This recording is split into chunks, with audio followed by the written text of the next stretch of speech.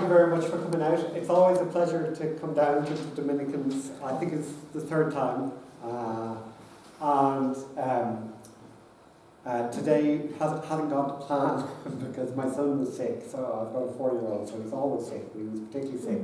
So my wife and I did that thing that we're able to do now thanks to flexible working, where we both managed to get 8 hours of work in today by doing a relay. But that meant I drove. And I left at 10 to 4. Oh. Left Maynooth at 10 to 4, and just everything went wrong. So thank you for being patient with me.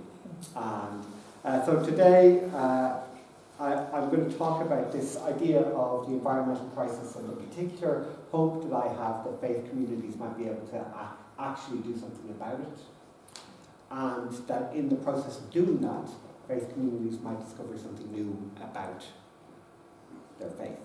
I use faith communities, I don't know why, I suppose just to be inclusive of diversity. I myself am a Presbyterian, working with the Jesuits, so what I mostly am thinking about are Christian parishes from the mainstream churches. But anyway, so that's what I'm talking about. The Parish as Oasis is the name of a book that myself and my colleague Ciara Murphy have written, which is going to be published at the end of this month. But this isn't a spiel to try to get you to buy the book. I'll just send you the book if you ask me for a copy of the book. The book is subtitled An Introduction to Practical Environmental Care. And as Stephen has said, the Jesuit Centre works quietly away at these questions of public policy. Prisons, housing, and the environment are what we focus on. So Ciara is a biologist from Longford, who did her PhD on studying the particular microbial makeup of the kind of sandbank of Lough Swilly. Like a proper real scientist. And now she's spent 3 years working for us on policy, environmental policy. You can imagine that's a huge remit. If you think of your own reaction to the environmental crisis, you think, God, how do you make sense about all of the information, all of the data? And Ciara's on top of it all. I try my best to be on top of it. And the overriding problem that we have in our otherwise excellent work is despair. I mean, Peter McVerry, who set the centre up, puts it really well when he said, if you chart 40 years of the centre's existence, homelessness has, charitably we could say quadrupled. Carbon emissions have doubled, and the prison population is 3 times higher than it was when we set up. So we're failing across the board to make any kind of difference. Maybe we're the problem. More seriously, environmental despair is a very real threat. Of all of the areas of our work, it's the most depressing. And you can imagine, like we're talking about children's homelessness, we're talking about people like Monica Narrett, whose death was investigated by the Office of the Inspector of Prisons last week. She was in prison having committed no crime. She had bail agreed from Trim Circuit Court of €100.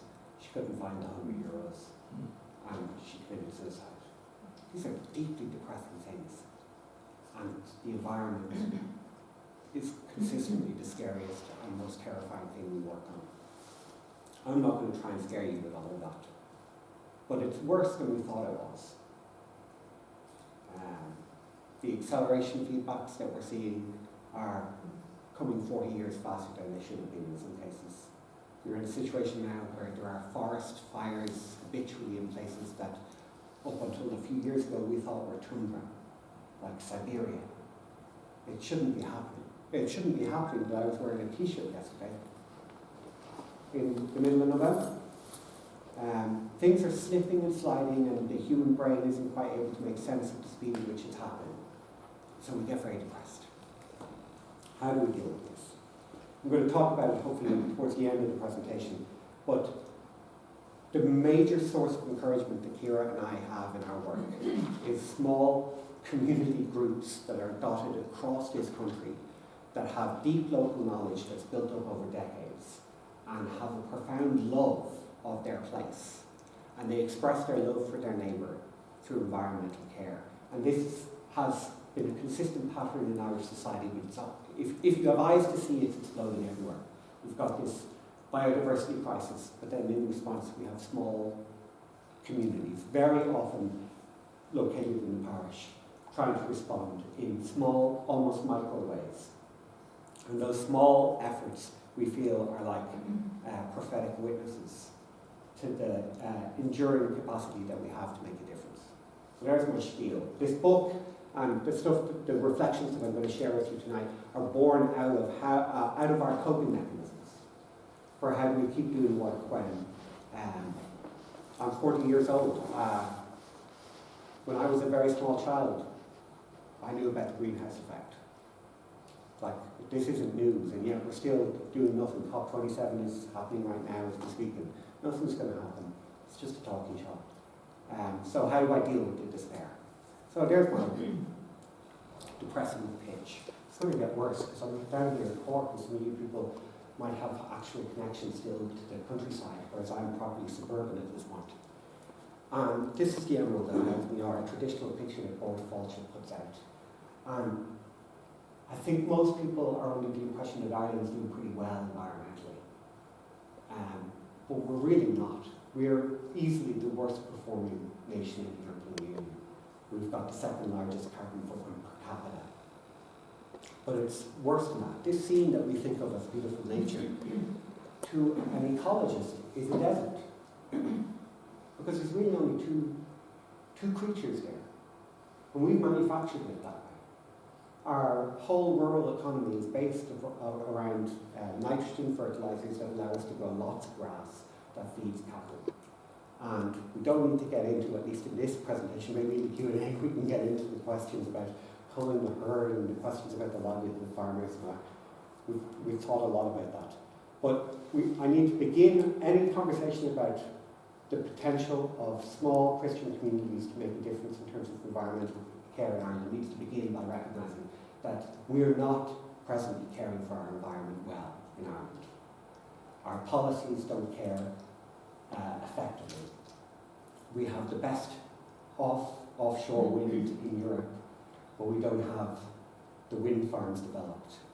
We have a small population, but it's spread out so sparsely that it's almost impossible to imagine large chunks of the population living with many cars, more than one car. It's a fantasy. We have all of these kinds of systemic problems that are incredibly difficult to tackle. And then we've got this fundamental refusal to pay attention to physics, which is, what happens when a cow burps? it's that, like, environmental care comes down to that bodily question. And what happens is that lots of gases are emitted, but at the heart of that is methane, which is, probably 80% more destructive than carbon dioxide. It lasts longer and it heats more intensively. So our cows are actually a big problem. But how many Irish people, anyway, we won't get into it. But that's my baseline is, I've got this problem of despair, and I'm living in a country that thinks we're doing all right. But actually, in terms of the biodiversity populations, things are as bad as anywhere in Europe. You can see this yourself. I've driven the car down from Maynooth. It used to be in the summertime that if you went on a long drive in Ireland, your windscreen would be covered in insects. It's not anymore. That's not because your car is so wonderfully aerodynamic that the insects are like gulfed up above the roof. It's because things are dying and we're not able to see it, but we're able to count it. And that's a crisis in a whole bunch of different ways.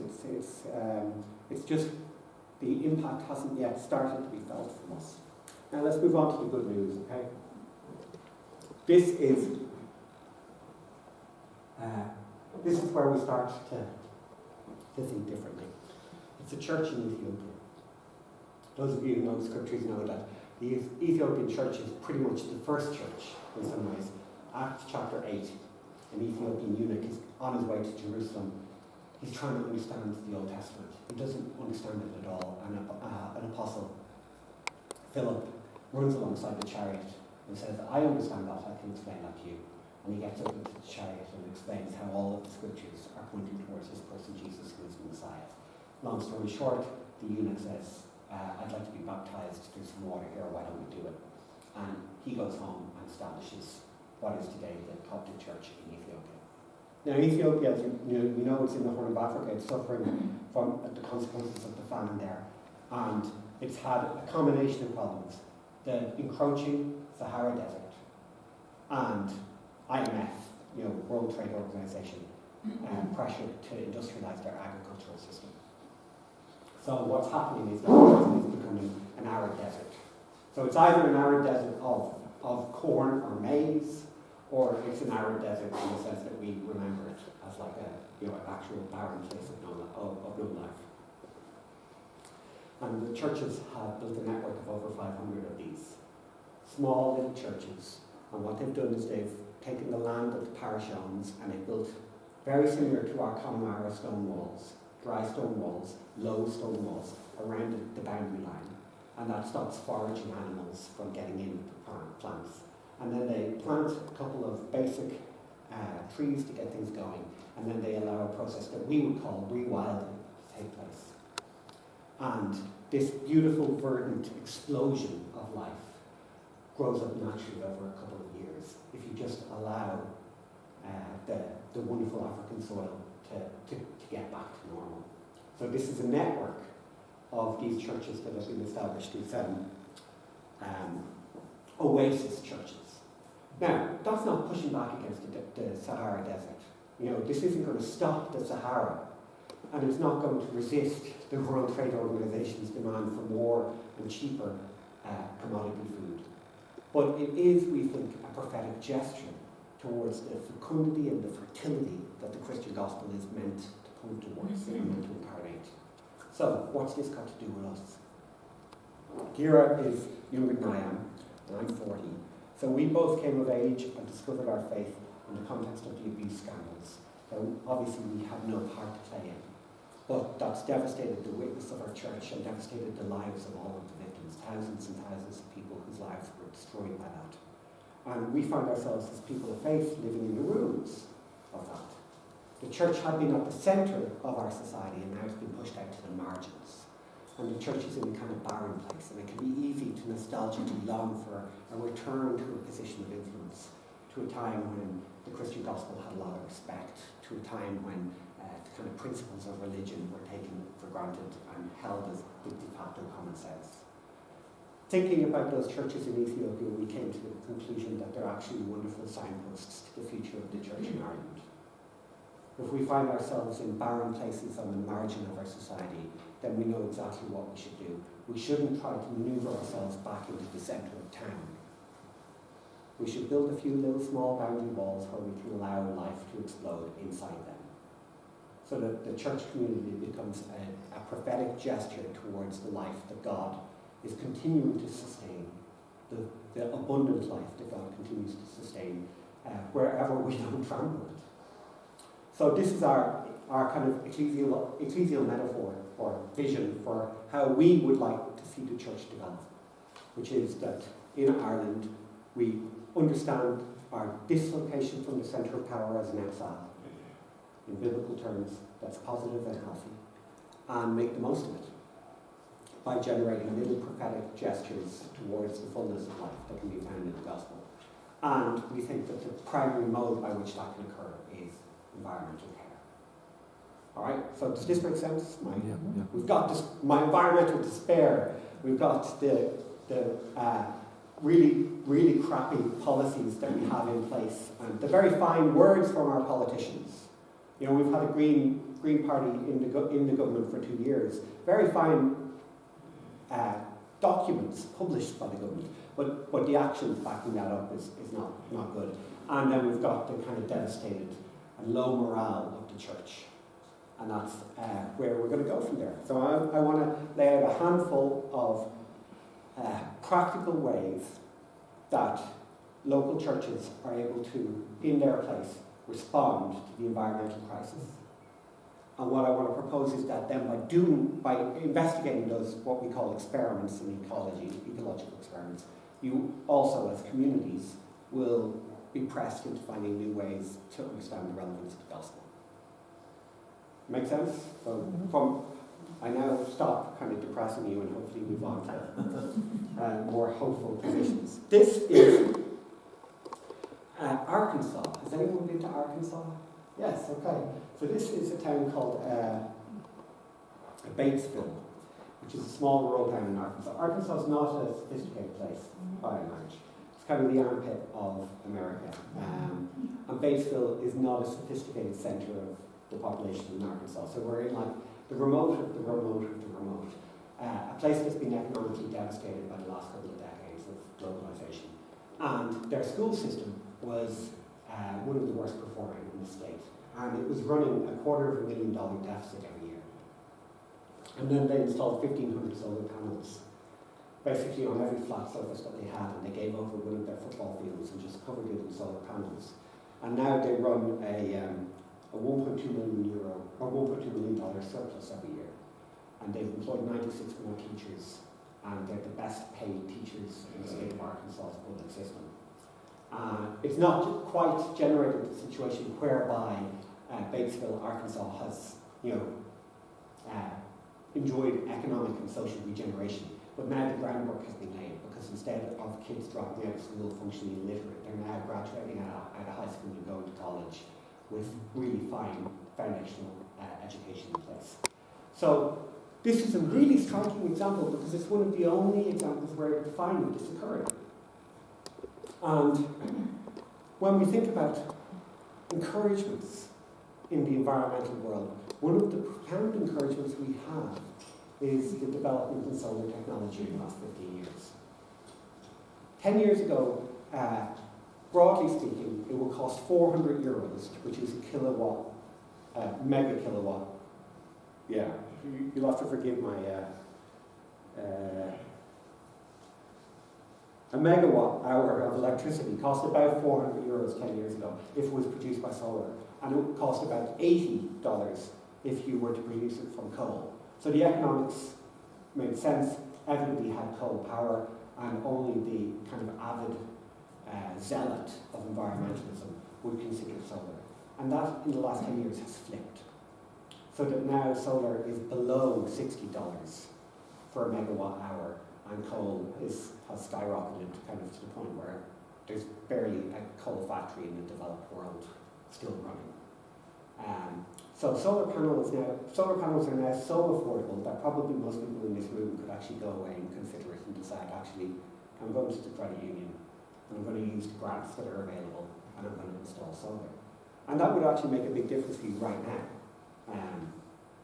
You'd definitely be able to run your shower and maybe your dishwasher off your solar and reduce your cost of living.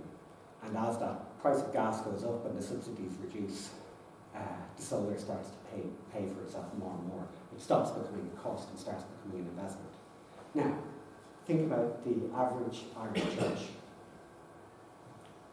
Imagine you're in primary school and you're asked to draw a church. What kind of building do you draw? It's got a spire, and then it's got a big, massive, expansive roof. And do you know of any churches that have solar panels on the roof? It's not advanced technology. The SEIAI, the Energy Authority, will give you a 50% grant. And yet, we haven't put the solar panels on. Pope Francis published Laudato Si back in 2015. He told us the care of the environment is integral to the gospel. And yet, the church is not doing the obvious things it can do to alleviate its own costs this coming winter in terms of the cost of living crisis. So, the first thing that we can do is to start loving the sun. This is true. It pays for itself here in Ireland, not to the same extent as it does in Arkansas.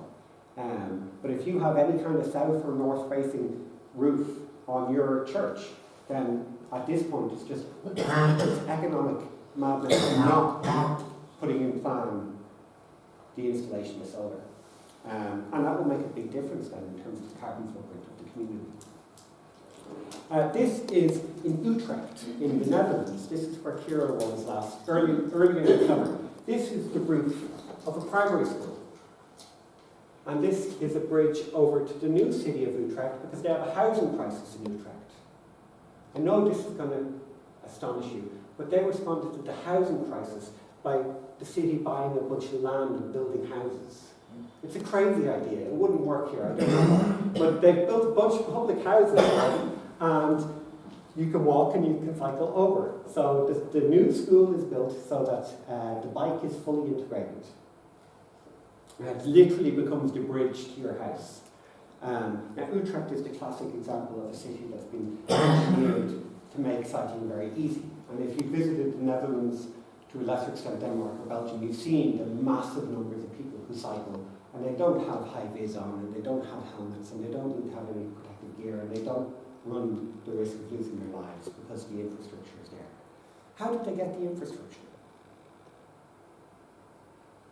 They didn't have it in the 1970s. In fact, in the 1970s, the death rate on the roads in the Netherlands was so high for children that it became known in the newspapers, in the tabloid newspapers, as Kinderslaughter. That was the headline. The children were being slaughtered for the car. And so a bunch of middle-class, middle-aged parents went out onto the streets in the middle of the night and they painted the cycle lanes onto the streets of Amsterdam.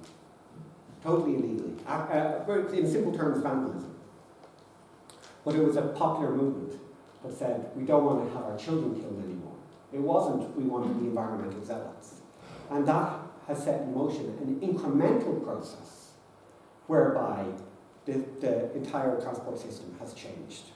And now it's become a case whereby, again, the simplest way to get around, to pick up your messages, to get to church, would be to get on the bike.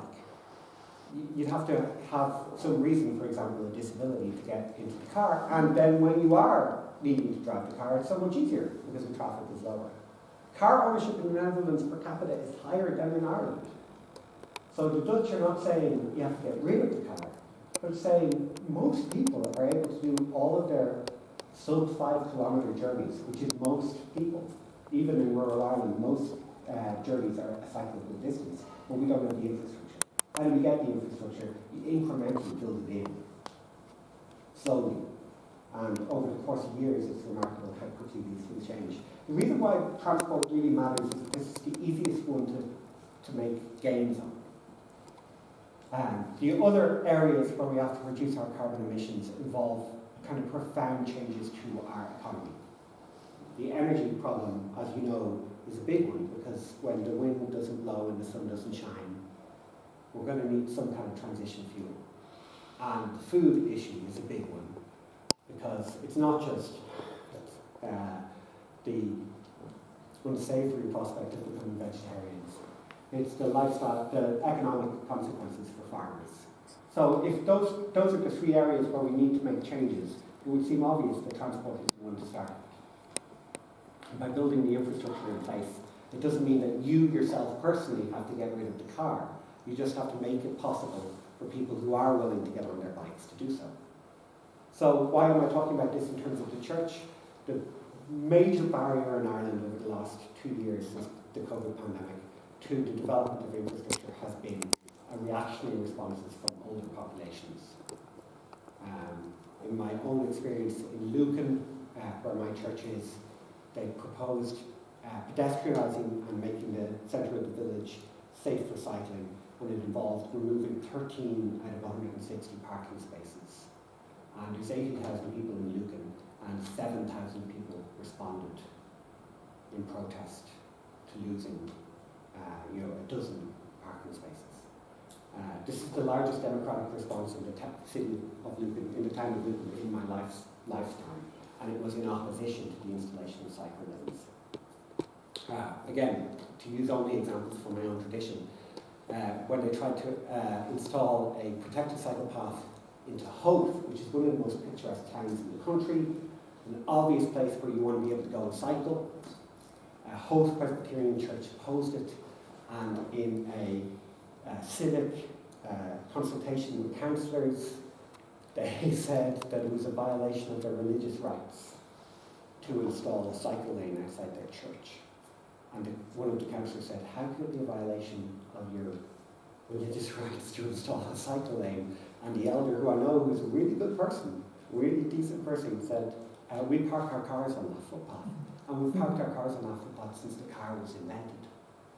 So if you build that cycle lane, then we're not able to do that, and we're not able to get to church, and that means it's a violation of our human rights. And the councillor said, you know, it's illegal to park your car on the footpath. It can't be your human right to break the law. And it was a profound embarrassment for me to like the Presbyterian Church is meant to be, a pretty smart organisation and pro-social and serving the common good.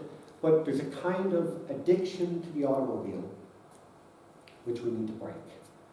And so it's important that churches will be alert to the potential of cycle lanes and active mobility generally. So for example, classically in the rural setting in Ireland, you don't even have footpaths. Forget cycle lanes. If you have a house 2 kilometres from the village, you have to drive into the village because there's not even a footpath. So it should be straightforward that from now on we should start building networks of footpaths between the towns. You don't have to use them, but they will be used if you build them. Earlier in the year we had to attend a Jesuit function in Bilbao, in Loyola actually. And Loyola is in the Basque Country, it's in the rural Basque Country. It's a small town set along a chain of towns in a valley.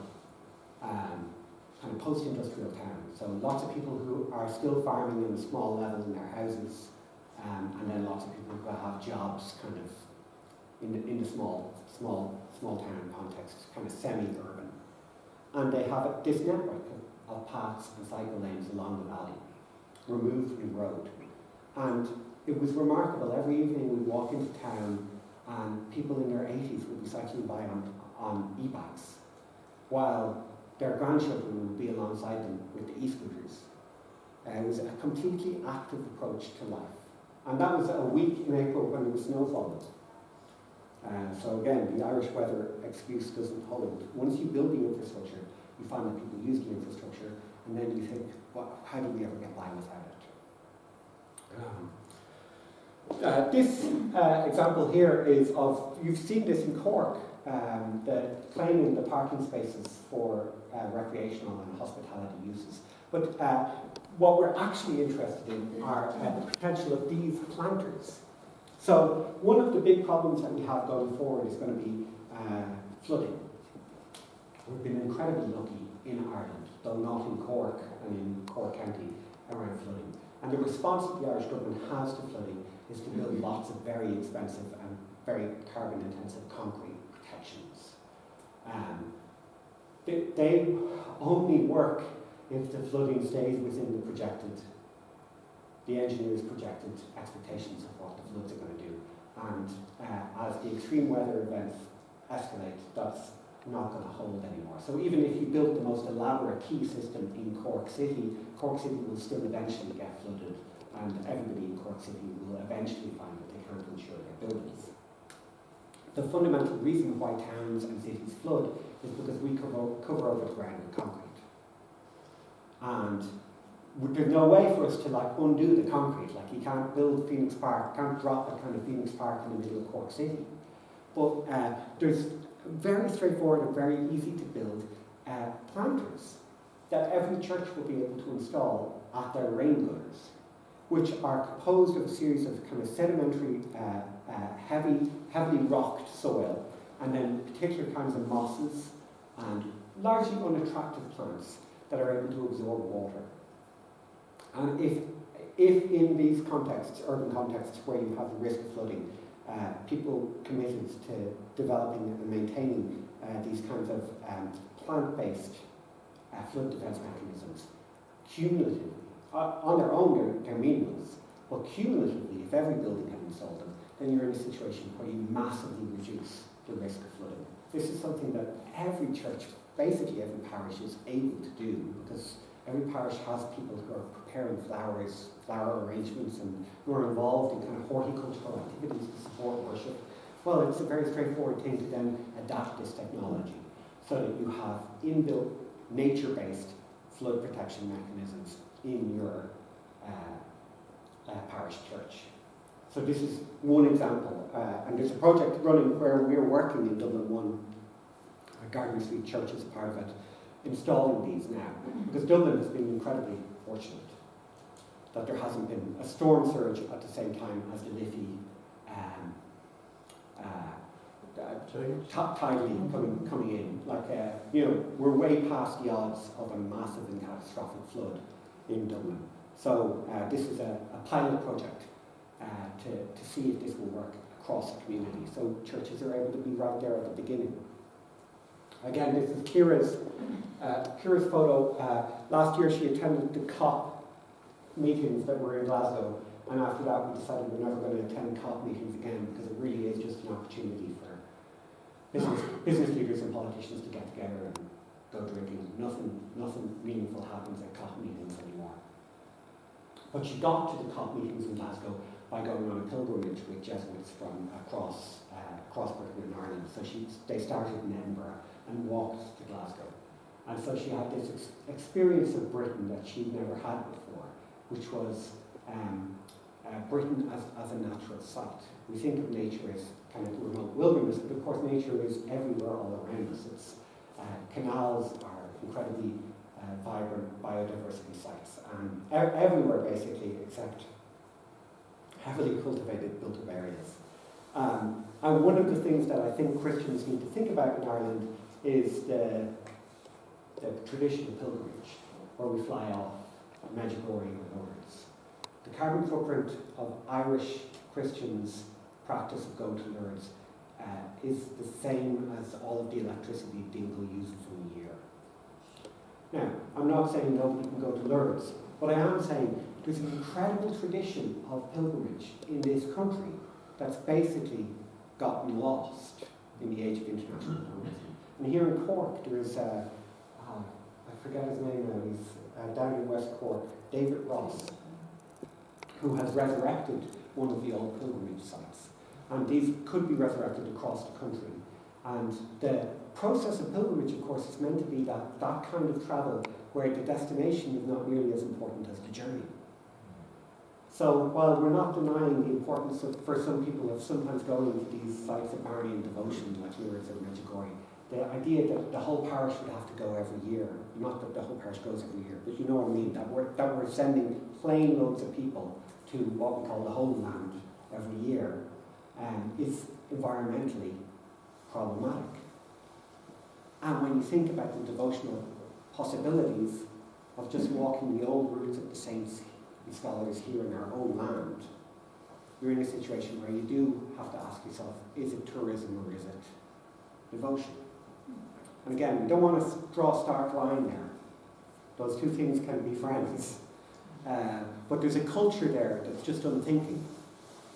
And if we're caring for God's creation, then we want to prompt some questions about whether or not your parish could try to find a way to do pilgrimage that's just as nourishing, maybe even more meaningful, by dint of being domestically based and a thing that you can do without having to fly. And then for this evening anyway, my final suggestion is book club.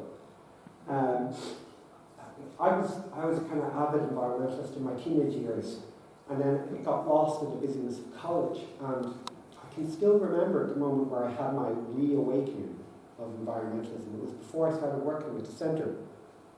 I came home from Scotland for Christmas in 2013, and I had a book by a Canadian writer called Naomi Klein. I don't know if you're familiar with her. She's a great social scholar, social critic.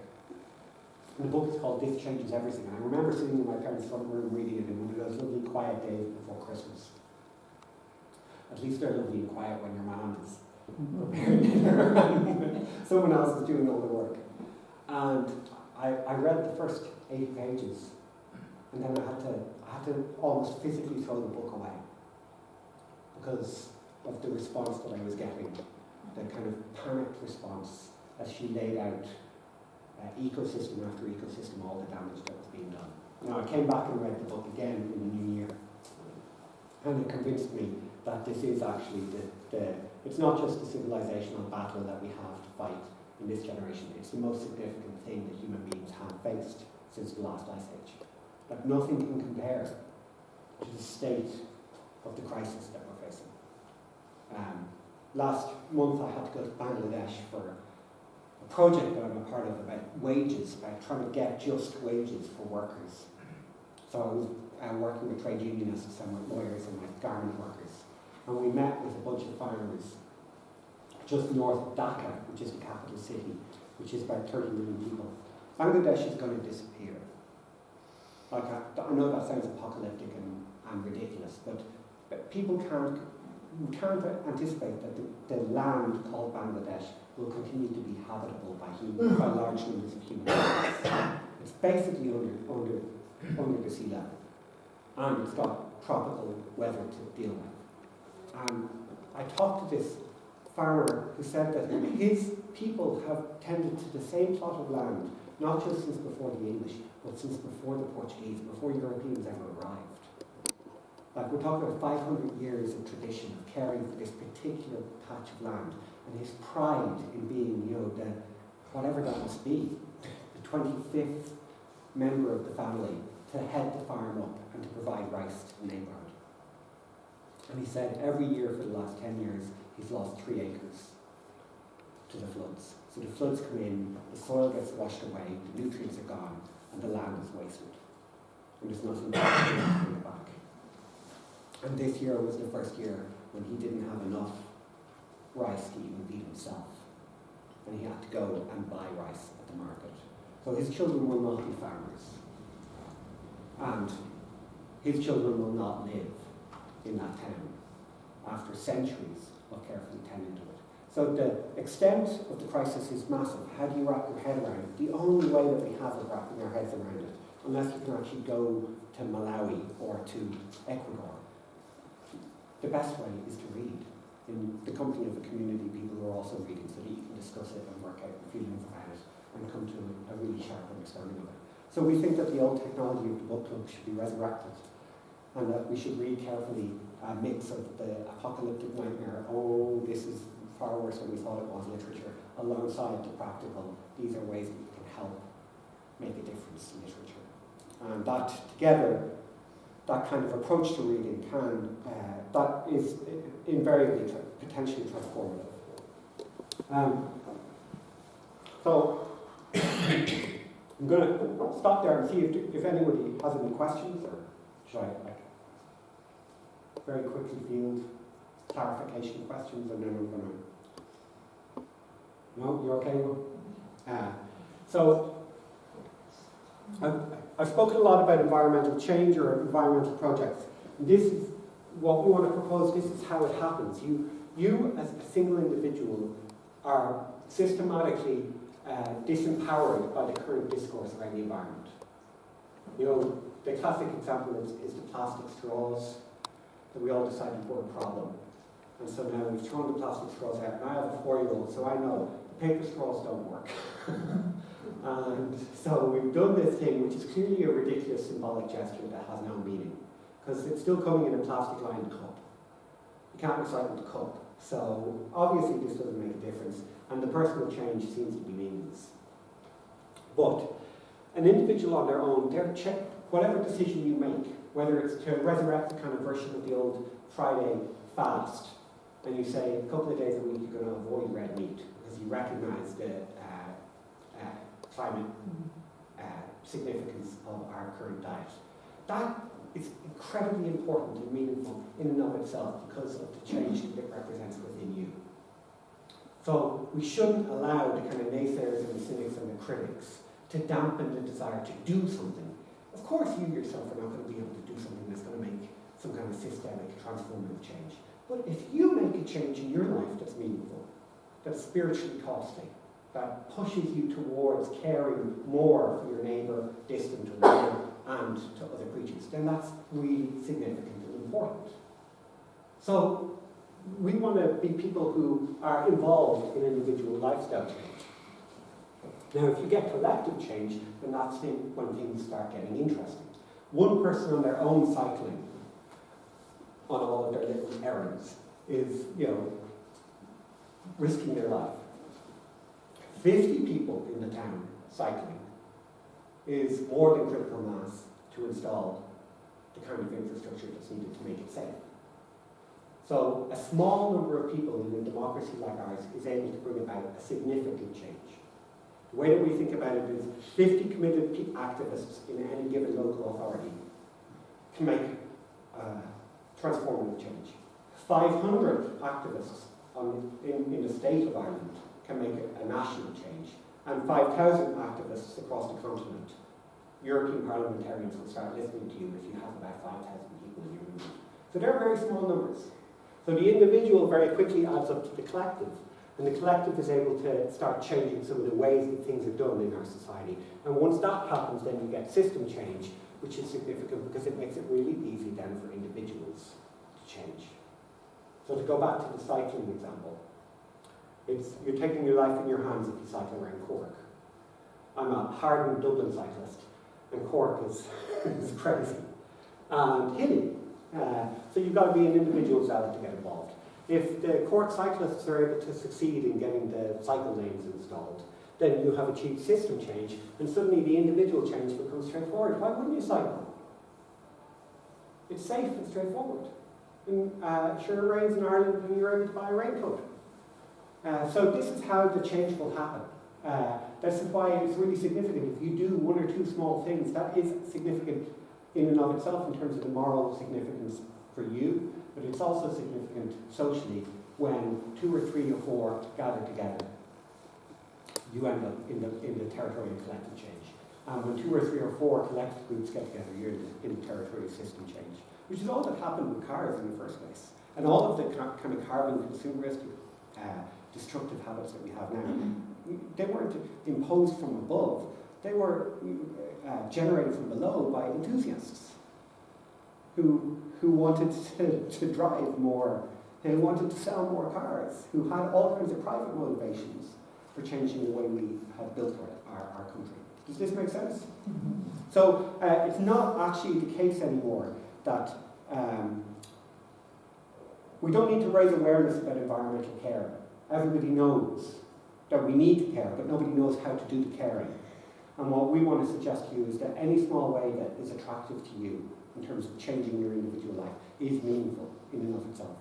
And if you, in a community, are able to band together and make those changes collectively, then it's really, potentially, it's a tipping point, to use a good environmental metaphor. I'm going to finish up. I'm going to race through some of these. We love Greta Thunberg, but we think that there's only so much that can be achieved by shouting at people, and only so much that can be achieved by scaring people. And fundamentally, a better approach and a more Christian approach to trying to manage the transition into environmental care is to recognise that everybody, almost everybody, is an honest actor who wants to care better for their common home. And the one thing that's really lacking in terms of Irish environmental policy at the moment is that the different people across the table never actually come together to have to listen to each other. So the IFA will not sit down in a meeting with me. Teagasc will not sit down in a meeting with Friends of the Earth. I feel like the environmentalists will sit down with anybody, but maybe I'm kind of too fair to myself. But the point is that we don't have dialogue. Which is a kind of conversation grounded in listening to the other person, anticipating that the other person has a different perspective for legitimate reasons. And we think that Greta is, it's important to be a prophetic voice, but change is actually not going to happen from prophetic declarations and sermons. It's going to happen from the hard business of saying, right, if the farmers have to make those sacrifices, then someone else is going to have to make sacrifices to compensate the farmers, and we have to make a transition that's just for everybody. That makes sure that it's not just the strong getting stronger, which is, I fear, what's going to happen. I'll finish here with the last example we have, which is the one from our own church, Gardner Street, the Jesuit parish in Dublin. We have the largest walled garden in North Dublin, which since 1840 basically has been the sole property of Jesuits. And whatever intrepid localer climbed over the walls to try to steal the fruit. And since the pandemic, they've opened the garden up. And they've built a polytunnel. You know, you are familiar with a polytunnel, a kind of greenhouse made of plastic. And they also, at the same time, took over a primary school, the patronage of a nearby primary school that's incredibly economically and socially disadvantaged. And so they turned the garden into the schoolyard for the kids. And now all of the science classes take place in the polytunnel. And now increasingly all the youth ministry of the church takes place in the polytunnel. And so the life of the church is being redirected out of the stale old church building and into the garden. This makes so much sense. If you read the Gospels, what are Jesus' short stories about? A farmer went into a field and planted a seed. It's the ideal context to try to teach people about the Christian faith, which isn't something that you can just process cognitively. You have to live Christianity. And so getting people out into the garden is ideal because there's a bit of theory. But ultimately, you don't do gardening until you actually get your hands dirty. So there's a wonderful harmony and resonance between the Christian gospel and the activity of literally caring for the garden. Adam and Eve were called to till and to keep, and it's still, that calling was never revoked. So human beings are meant to care and till and harvest. So what we want to propose is that a vast majority of churches have enough space to erect a polytunnel or to build a couple of raised beds. And you have skills in the congregation. And you have a bunch of neighbours who don't have the skills and who want the skills. So why not start there in the garden of the church? And start new ministries right there. Plant, grow, harvest. And I'll leave it to you to draw the analogies in terms of Christian mission. It doesn't take a great deal of imagination. So here's my final slide. It doesn't come out there, does it? The crucial difference between optimism and hope. So I began with the depression. And the reason why we despair is because we want to succeed. And instead we're failing. So it's our desire to win. I mean, it's a noble desire. We want to see justice advance in the country. That's a good thing to want. But to be optimistic is to have energy for a thing in the anticipation that you'll be successful in the thing. Think about how you use the word optimistic. I'm optimistic about that. It's not the same thing as hope. For optimism, you're anticipating significant impact. What we want to propose is that Christian environmentalism, and indeed all Christian action, especially all Christian action dedicated towards justice, is bound up in what Paul, the kind of trinity of ideas that Paul uses in 1 Corinthians 13, which you know as the marriage chapter, where he says at the end, faith, hope, and love. These are the things that persist. So to have faith in something is to have trust in something, and to love something is to have the kind of care that allows you to make a sacrifice for its good. And at the heart of that, in terms of our environmentalism and our ability to keep going in the face of the potential despair, is hope, which is the sure and certain confidence that doing the right thing is its own reward, separate and regardless of its impact. So we live in a culture that's grounded on impact, that's obsessed with metrics and measuring, and that's why we get caught up in the cycle of effort that leads to despair and the crashing morale and the kind of paralysis in environmental matters. But if we move from optimism to the Christian virtue of hope, we then are in a situation where we're able to keep going, even when it looks like things are dark and getting darker, because we're absolutely certain that the Lord will see all of the little small efforts, the little sacrifices, the little small commitments, the acts of trust and the acts of love. The Lord sees them and they're significant infinitely, because in his vision he's able to perceive them and weigh them rightly. So what I finally want to propose to you is that the task of caring for our common home is the task we need to do now because of the environmental crisis.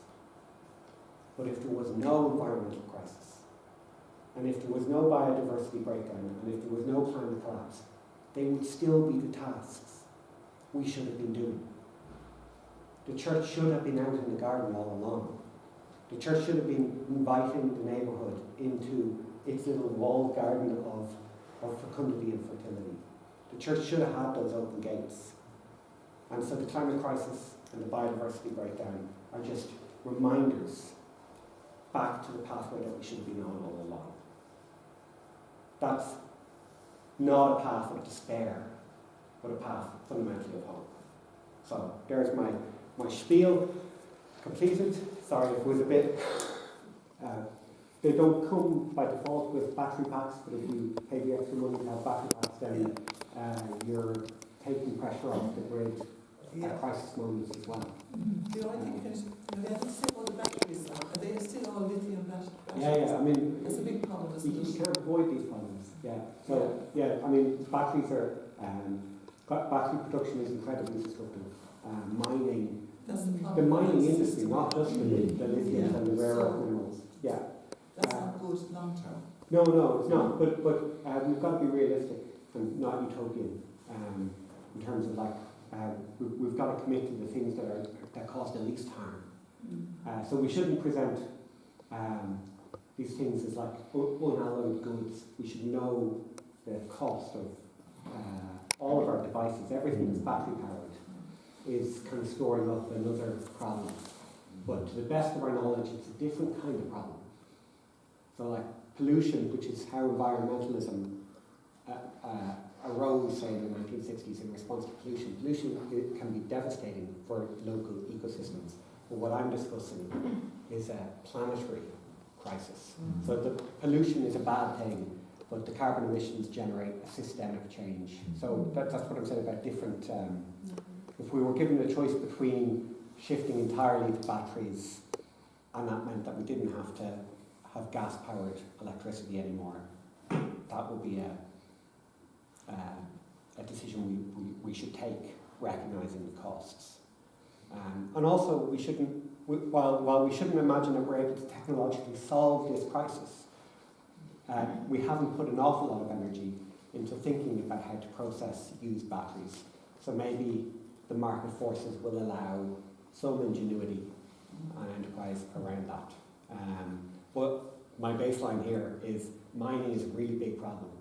It's a massive human rights crisis. It's the men and children who are mining the lithium and the environmental destruction involved in the salt flats. The whole thing it's properly nightmarish. The wind energy and the sea and the cover off the coast, is that going to develop so what a dream it will be. Yes. As it stands, we've never... when I did my PhD, I knew somebody who had a very great engineer who had set up a company in pursuit of it. And while I was there, he went bankrupt. That's one guy. Maybe the breakthrough will occur. But as it stands, there's no viable way of generating electricity from the waves. Seas just... it's its own thing. No, sorry, I was thinking of putting the wind turbines out at sea. Oh, sorry. That's it's such a no-brainer. I extol the value of dialogue. Honestly, the one thing I have difficulty with is people who are opposed, whatever about being opposed to wind farms up above Guggenbarra. I can understand that. I still might say we've got to put a wind farm there, but opposing offshore wind on the basis that it ruins the scenery. I mean, the cliff is going to disappear. So I mean, you don't have ground to stand on. I really feel like that. If I was the Minister for the Environment tomorrow, that would be my opening job. Trying to, and I think the state should do it. Why are we letting these corporations do it? This is another problem. It's very straightforward technology that's already the Danish and the Dutch are ahead of us. So it's all there for us to do. Why would we not just build it ourselves, own it ourselves? Give people good jobs maintaining it. again, in Aberdeen, where I was at that time, it was oil and gas from the North Sea. It was huge money that was being made. I lived in kind of old council flats, and I'm not exaggerating it. One of my neighbours had a yellow Porsche 911. You know, from the council flat, he'd gotten a job on the rigs. The money was immense. It's all gone now. But the plan is offshore wind, and conservatively, there's going to be 100,000 jobs. Not out at sea anymore, but maintaining and establishing that whole network. So, you know, in the Shannon Estuary, where the people are being tempted to accept the LNG terminal of this fracked gas that comes, again, from the most environmentally destructive context, they might say our area needs jobs, but the response of the government should be, right, we'll build one of our major depots for offshore wind here in the Shannon Estuary. We'll set it all up here. It seems so obvious, and you get very frustrated that it hasn't been developed. And then in South Dublin, we have at present a bunch of golf clubs opposing the development in the Irish Sea.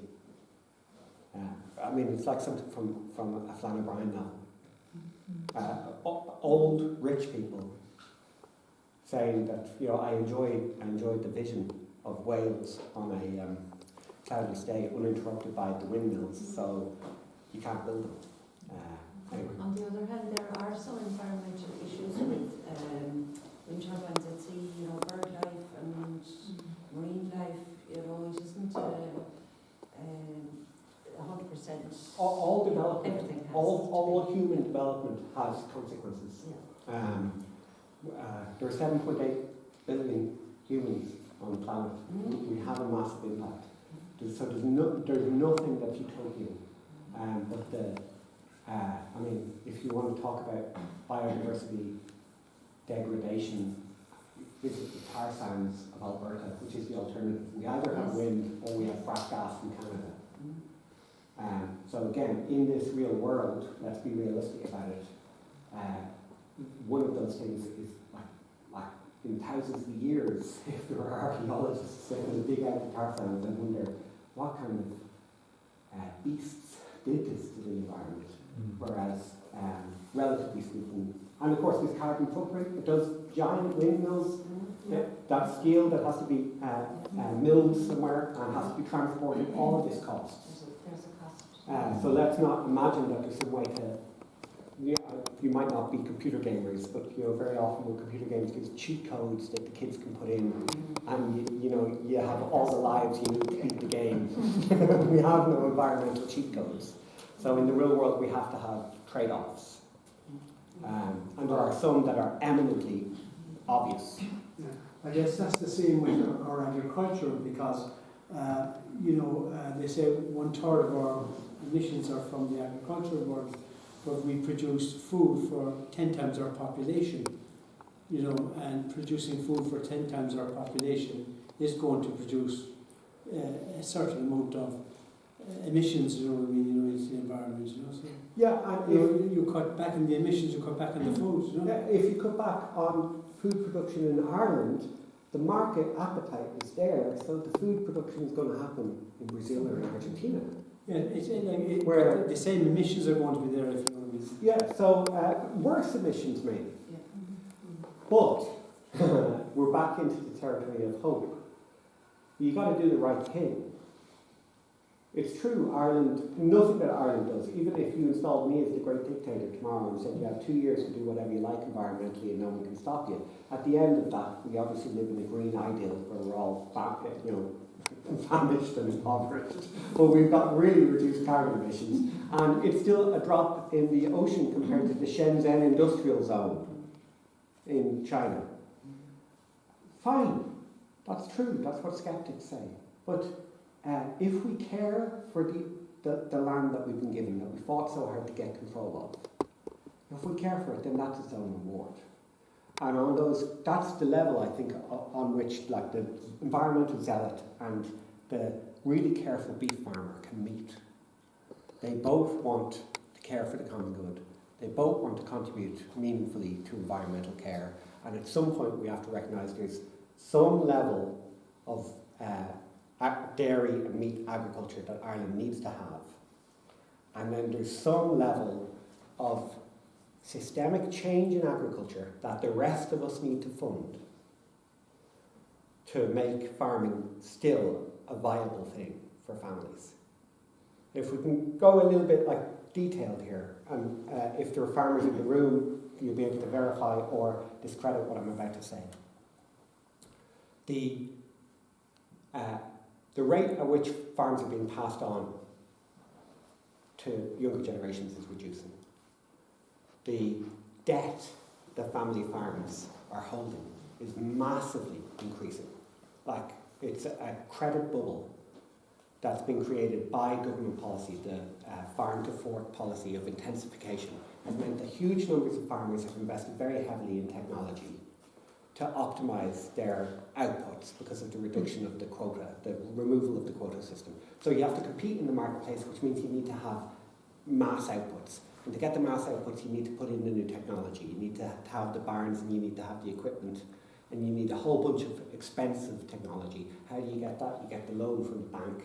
The bank's willing to give you the loan because the government policy is undergirding all of that. If that punctures, then what's going to happen is a massive bubble, like in 2008. And farmers are over-leveraged at the moment. The average farmer has been tempted into taking out too much debt. And then that puts pressure on them. They can't conceive, even if they wanted to go organic, it takes years to transition to organic. And can you guarantee a higher price at the gate? No. And are Lidl and Aldi paying as it is a viable rate? No. The whole thing is a pressure cooker for the average small farmer, who Irish people want to see protected. And against that then, we have this obvious way to help the farmer, which is to start building an agricultural system in this country supported by the government that rewards farmers who take care of their land, not just in terms of output of litres or kilograms, but in terms of biodiversity, in terms of sustainable regeneration.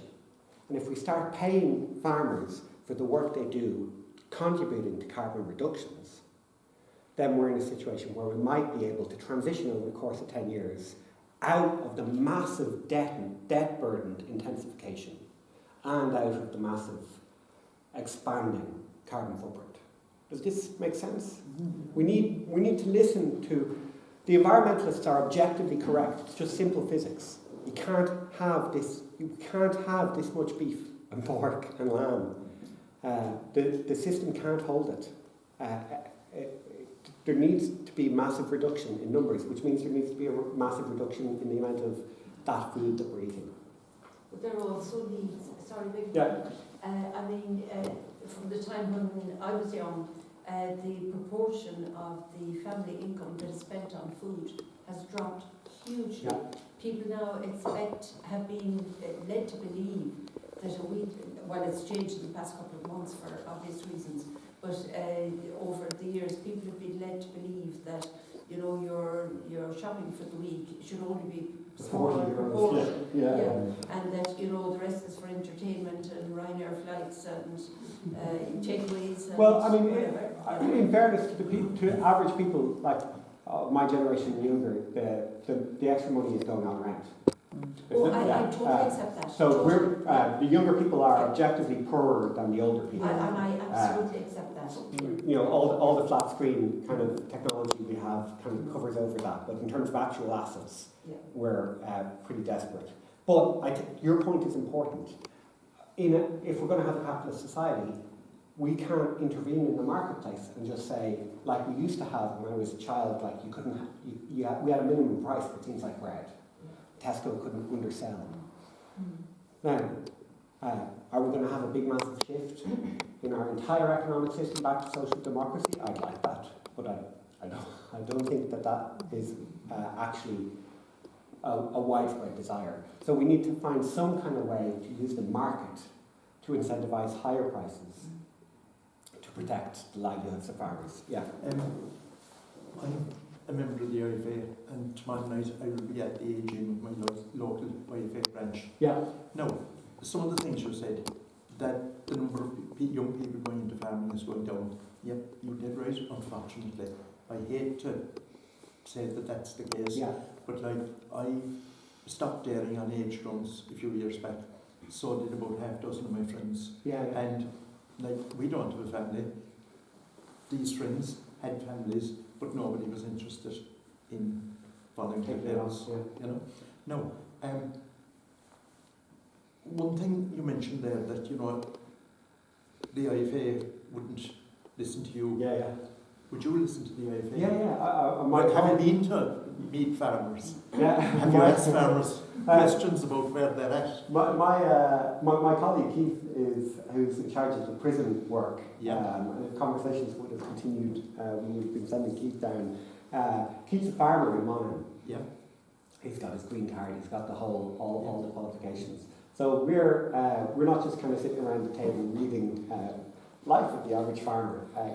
Keith's telling us. Yeah. So what we are concerned about is what happens either if there's a credit bubble situation, or if just the demographic trend continues. The lads in Dublin, in the Department of Agriculture, don't actually care as long as the GDP growth is maintained. Right, the civil service and the economics, the economy is governed by the statistical signals at the end of the year.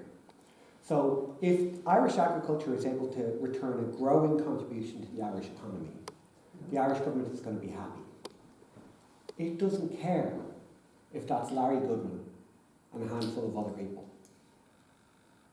which I think is where we're going to end up, unless there's some kind of a reconciliation that occurs between the people who are actually on the farm and the people who are saying physics can't be delayed anymore, we need an environmental shift. Because Larry Goodman and co have the capital to come in through BIM and buy that land.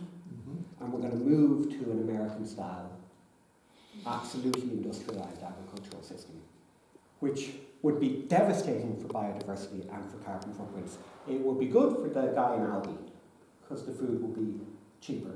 But the food will be cheaper at the cost of the animal welfare. And the whole thing we're trying to preserve here is the reality that the family farm is at the heart of rural Ireland. So what I'm saying is that we need to have some kind of reconciliation, and the best way to do that is to start funding through CAP, which is slowly being reformed, but directly in Ireland, funding programmes that reimburse farmers for stepping back from intensification and engaging in more sustainable practices. And that means I have to fund that with my tax, and I have to fund it with a higher grocery. Yeah, and I paid my share of tax too. Yeah. There's a fair bit of that happening. Yeah.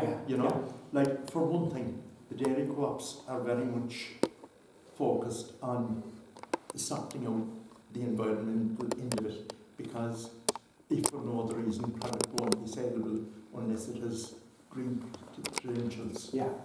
That is happening. There is a farm back near Bandon which is being run as an experiment to see if it can achieve, this is a dairy farm, net Neutrality, yeah. emissions. Now, I'm not so sure that they'll get the whole way, but they'll get a lot of the way. And I don't think much food can be produced without some environmental cost. Again, we're back to That's always, unfortunately a fact. in the real world we have to have compromises that. There were two things you said. One is this notion of book clubs. Now, I don't think maybe literally, but I think the idea is brilliant. Yeah. That people need to learn and people need to pool their knowledge, and that's something that maybe parishes could do. Yeah. The other thing you said was that if we all know a bit, the good Lord will do the rest. I suppose I'm sort of maybe not daring to believe that, but somewhere inside me there's something saying, if we that's my experience in life, that if you make an honest effort, something will happen that will do the rest. And I think that's, I mean, I'm a theologian, so I clarify and nuance, and you know, sure. it ended up being 4,000 words long, but yeah, I agree with you. But I do think the starting point needs to be Ireland collectively Yeah. needs to recognise we haven't been putting in an honest effort. Okay. You know, individuals aside, collectively, life is only an intensification from what we had. We knew for sure that the greenhouse effect occurred in 1987. The first World Earth Day was 91 or 92. So, you know, let's say that it took 5 years for that to filter down to every single person. But for like a generation now, we've known this is happening. And can we name one decisive change that we collectively have made? We can, I suppose. Recycling Plastic bins. bags. Yeah. And as I've confessed here before, my dad had a plastic bag company. So I know what it's like to have your industrial basis ripped out from under you by government policy, and you have to adapt. Yeah, but the plastic bags thing, and we now all sort our recycling. These are very small things. There's no decisive change. So if we start at that position of repentance, say, okay, we're doing what we shouldn't do, and we're not doing what we should do. That's actually, sounds very depressing when a religious person at the front of the room says it's time for us to repent. I don't see that as a judgment or a condemnation. Every time we repent is a liberation. To say, right, we've put those old ways behind, let's try and explore some new ways. And if we start there, I do think it's cumulative. And I also think small changes matter, because it's 27%, I think, is the agricultural contribution. If we get that down to like 18%, then we're winning. So, it sounds like a massive thing when you say we have to drastically reduce our carbon emissions. But actually what we need to come up with are like 30 or 35 things that the agricultural sector cumulatively do. And that adds up to, and that will consist of like a different diet to reduce flatulence, and it will add up to the things that are happening in Bandon, and it will involve solar panels on the barns, and there'll be lots of different steps that can be taken. But it's definitely still possible that by 2050 we'd be close enough to carbon neutral. Yeah, but we've got to make some changes. We need politicians with more imagination. I mean, it's the same stuff. I mean, there's no, we're not talking. I don't know, I'm not good at expressing myself. No, please. It's just the same old stuff all the time, and a talk shop. But imagination would be a wonderful thing for them to. We need a new type of politician. Well, can I push back and say we have a really imaginative politician who's currently the Minister for the Environment, and we mock him ceaselessly. Now, this is not a party political broadcast, I'm not a member of any party. I personally think David Ryan is a good man, and that's all I'll say about it. But he comes up with ideas. The wolves and the lettuce and the car sharing schemes. These are transformative ideas, and every time he comes up with them, ridiculed on the broadcast media and on social media. So we as a culture don't encourage creative thinking. No, and when you say there are all these, shiny policies, there are, but there are an equal number of lobbying groups against changing. So, and there are votes attached to all of those people, so the politicians then are not going to put their own heads on the block either. So it's a really difficult thing to bring about change. And it is, but one of my concerns is that why does your man Goodman have such strong lobbying power, and we don't? We being Christians. If Pope Francis says care for the common home is integral to the practice of the gospel, and if you're a Christian, you have to care about the environment. Well, why is it that nobody in the synodal process mentioned the environment once? Yeah. I think that Goodman is the epitome of unfettered capitalism. Yeah. Right? And I think, as a farmer myself, I think we're not self-critical enough to realise how much of a burden unfettered capital is on us, and you pointed that out about the banks, and they put generational pressure between us, between the younger fellas, the older fellas, and the middle generation, and they're putting us in conflict with each other because we can't make a living, and I disagree with the co-ops. I think they're unfettered capitalists as well. They're just forcing us to work on a 3% margin. They won't pay us for the milk. And we are mentally and physically stressed working long hours, and we're not self-critical enough, and we're not able to have a conversation between ourselves and talk about our worries and our stresses. And we're doing harm to you and to everyone else in the process. Having 100 cows in 50 acres and polluting the rivers, we should talk about that. Yeah, And be honest about it, that's all I'm saying. this intensification that's happened in farming has happened everywhere. The society that we're living in, again, to use a term Pope Francis, right at the start of Laudato Si, he talks about we're living in an age of rapidification. Everything is getting faster and everyone has to work harder to keep where they were. You have to keep moving all of the time. And behind that all is greed. Now, you can't identify the one single person who's greedy. We have our hate figures like Larry Goodman or Elon Musk or Bill Gates who are like the pinnacle. But we're all implicated in it. You know, I was very keenly aware of that in Bangladesh. These people who I went to talk to about how do you organise for a just wage, and they're saying a just wage is a meaningless concept to us. We can't hope for justice. What we're literally asking for is 2 or 3 cents more for every shirt we make. So, they're earning 40% of a subsistence wage in Bangladesh. And I am wearing clothes that have all been made in Bangladesh, basically. Or the competitors, Bangladesh, Cambodia, and so on. So, that's an intensification across the planet. Every single person is working harder. We have less time off.